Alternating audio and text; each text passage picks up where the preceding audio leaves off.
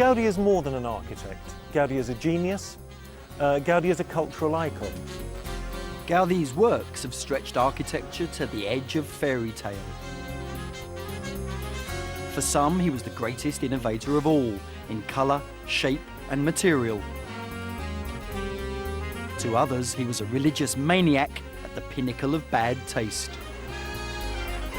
His unfinished triumph, the Sagrada Familia, wouldn't look out of place in a theme park.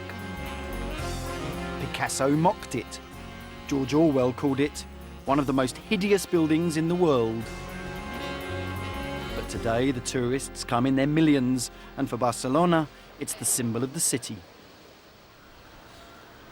The Gaudi story is said to have begun in Riudoms, a little town in Tarragona, northern Spain. The Catalans are a proud people, and in Riudoms they are particularly proud that this is the birthplace of Gaudi. 5 miles away from Riudoms is the much larger town of Reus, where Gaudi was christened. There, they also stridently claim Gaudi's birth. Reus and Riudoms, they're the ones that argue about Gaudi because they both have evidence to support Gaudi being born there. There's a real row going on here. But for one Riudoms resident, there is no argument. This was the house where Antonio Gaudí was born 150 years ago, in Riudoms. We know that is true because my great-grandmother was Antonio Gaudí's midwife. The house is Mas de la Calderera, a cool retreat for the family on the edge of Riudoms. Gaudí's father, a coppersmith, had a workshop there.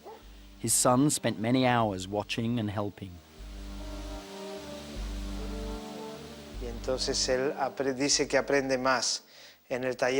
Modelling copper in his father's workshop, he learnt more about the 3D principles of architecture and about space than he ever learnt in the School of Architecture. Gaudí needed the rural peace of Mas de la Calderera. He was a sickly youth who needed a lot of help. At an early age, he contracted rheumatic fever. I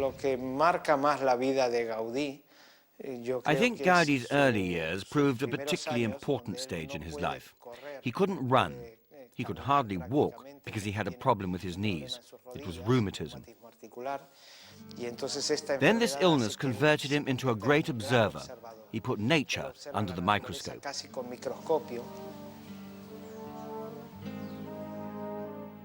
The fruits of this observation were shown in his early drawings, which were all taken from his natural surroundings.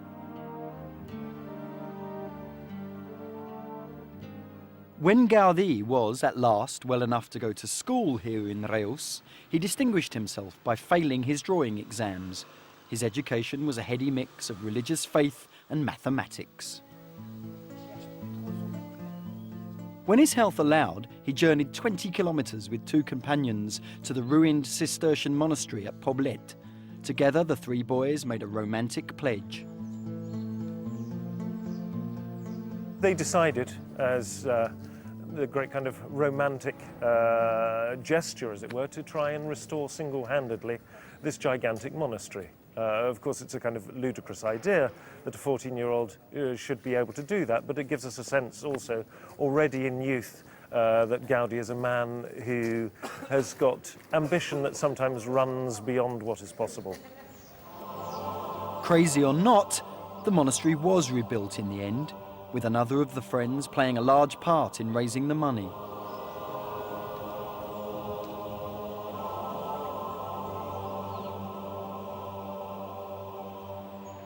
At school, Gaudí may have been odd and seemed older than his years, but by the time he arrived here at the university in Barcelona, the course of his life was set